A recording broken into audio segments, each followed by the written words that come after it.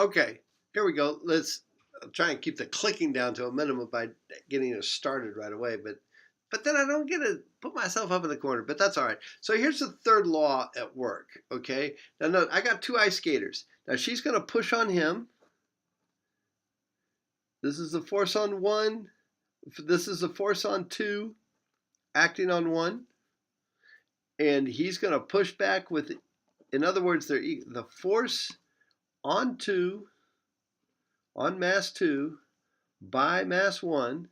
And the way we write that in shorthand, even more shorthand, is we go the force on 2 acting on 1 is equal to the force on mass 1 by mass 2.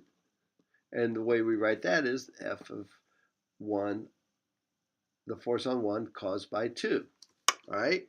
So here's what we say. So the accelerations aren't equal. Why? Because their masses are different. So if I take the force on 2 caused by 1, sorry about that. I need to turn this off. My bad. That was because I was on a roll. That's why I didn't stop the whole thing. One, I don't know how to pause when doing this. So force on 2 caused by 1 is equal to the force on 1 caused by 2. All right, so this is where we get that same magnitude, but in the opposite direction. Now, let's say the force. Let's say she pushes him with a force of 100 newtons. So that'd be a positive 100 newtons because she's pushed. I still mess this up.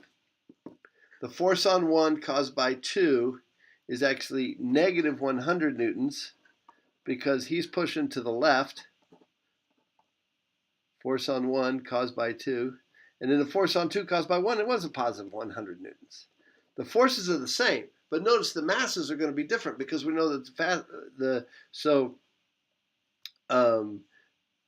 force on 2 caused by 1 is going to be his mass, which is 65 kilograms, times his acceleration of 1 is equal to 45 kilograms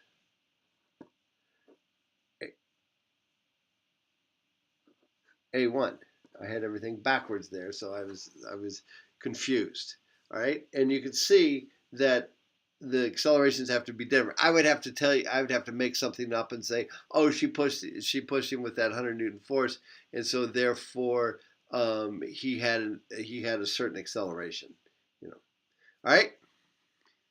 Just wanted to make kind of clear that up. We'll make it clear as mud as we go along here.